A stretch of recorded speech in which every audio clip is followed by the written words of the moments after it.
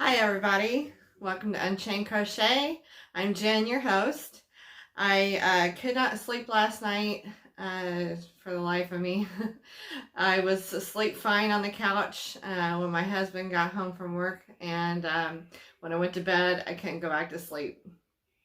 So I got up, and for some reason I just kept thinking circular yoke, circular yoke, circular yoke. You ever do that? You just like get it in your head, a design element or a feature of something, and you just have to stitch it up. So I got up, went to the couch and started stitching. Grabbed this loops and threads. I think it's loops and threads. Well, it says yarn lane. Impeccable. I think it's loops and threads, but whoever makes impeccable. Anyway, I like it. It is a worsted weight. It's not super soft. It feels close to Red Heart, between Bernat and Red Heart. But I'll tell you one thing I like about this yarn is I'm a big girl, and I started to stitch up this round yoke, and for as big as the yoke is already, it doesn't feel very heavy as I would expect it to feel. So it's almost like the core of that yarn is lighter and loftier than I expected it to be. So this yoke kind of has a texture to it, and it has some scallops, and I'm on another round of scallops. And I think I need to do probably one or two more rounds of increases. And I'm trying to decide if I want to have it as a center, just regular straight button, cardigan. Let me scoot my chair up. I'm a little far away. Okay, so I want to talk to you a little bit about design today. Some of you are newer to my channel, got new friends. So as far as when I first decide how big I want to make my neck, I always revert back to about 100 stitches, just because I know that that's about the size I like my necklines to be. Somewhere between 90 and 110, somewhere between there, just depending on the drape of the yarn and the stretch and the stitch and everything else. So it just depends on, a lot. It depends on the yarn and the fiber, the character of it, how it's going to drape. This one, I believe I went with 90. It just felt right. So, and I went through the back loops of the chains. When I did the first row, it was half double crochet, and then I did a second row of half double crochet, but then on the second row I did a fillet row, did a chain one in between them. So that increased it dramatically all of a sudden, so it was kind of curly, but then you eat up that increase, the waviness on your next round or two. So when I do increases, it's kind of hard to explain. It's kind of when you're doing a doily, or just when you're doing a square. I mean, you gotta eyeball those increases, but I usually start out, okay, we'll increase 3. We'll do groups of 3s.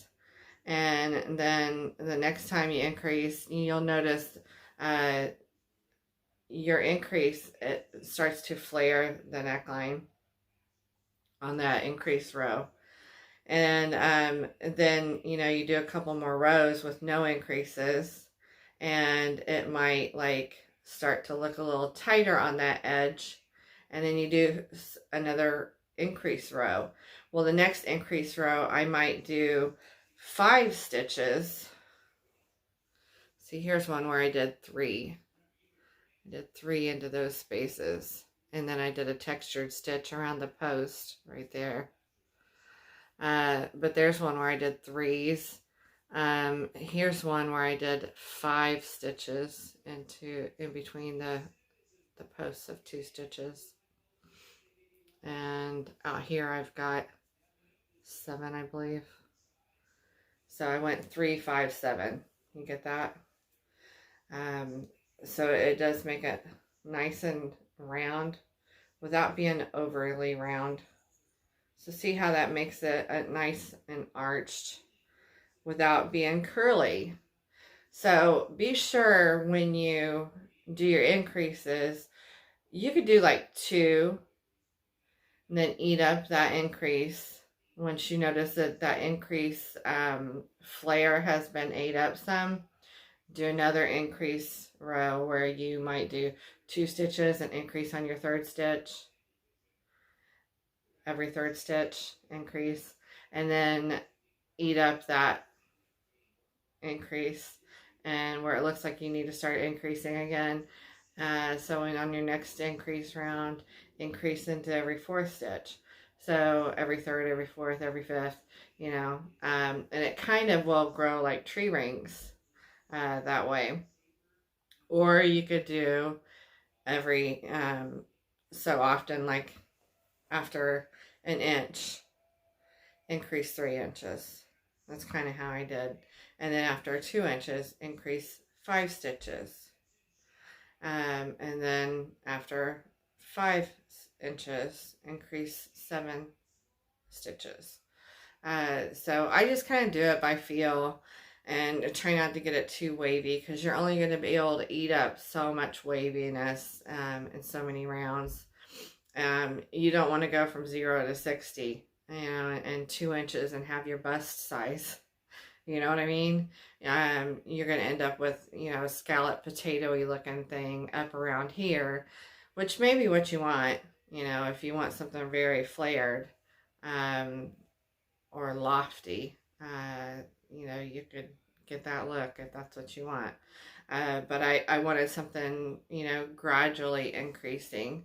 I've been debating whether to keep this side, the top, the front, the right side, or to use this side. I'm undecided. I don't know if I like the texture side better or not. I think I do. I think it would be really cute if I had some beads in there. But I don't. I think it looks kind of Victorian. But you can see how it kind of makes the shape of a circle. And how it sits on your shoulders is kind of what you want to pay attention to. And also another thing is I just chained here. That's what happened. I did like 100 and some chains. And when I felt like it got as long as I wanted it, that's when I stopped. And you could just pick out those extra chains later and even cut into your chain if you need to and pick out the extra length. So here I ended up with extra stitches where I wanted to make that a button panel. So those I kept solid. And then here I'm just going to let the pattern of the stitches be my buttonholes. So here I can put a buttonhole. So a button can go there, a button can go here, and a button can go here. So I can have 3 pretty evenly spaced buttons if I want. Or I can just do a ribbon and weave it through, or do a big button here. Right now I'm kind of leaning toward wearing it asymmetrical, and probably I think the weight of, even though it's really not heavy, guys, but once I get the body of it, it could be too heavy to wear it to that side. It might pull on the buttonholes too much. So it might be better. Of course, it might be the same issue. It might be pulling too much there. So I might think about that. I'm going to give it a rest for a bit and get back to it. While I'm deciding, it might be wiser just to stick with it in the middle and go traditional. I'm not really a round yoke person, but I am always up for asymmetrical. I love asymmetrical stuff. So one thing about it being just a straight open front cardigan is it's very classic. That's one thing. You can always just throw a tank top under it, and it's very classic look. So I think, here is a good resource for y'all if you want to venture out into designing your own stuff. Get to know body proportions. Get on knittingfool.com and play with the numbers and their calculators for different styles of sweaters. Even if you're not a knitter, it can still help you, like the raglan little schematic that they have. Punch in your number, punch in your chest number, and it'll give you your neck measurement.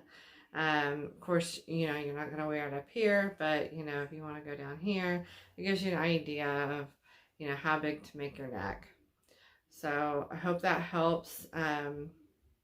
That's how I started with designing. Pretty much use that knowledge to help with body proportions. Okay, I will see you guys later. Continue to have a great weekend, and hopefully I'll get some more done this week. I got to work on my grandson's blankie. I've got 5 or 6 squares with tails left to weave in, and then I've got to whip stitch them together, but my goal was to have that done by the end of the week, and it's not done. But it's getting there. Slow and steady wins the race, huh? We'll see about that. I'll talk to you guys later. Have a great evening. Bye.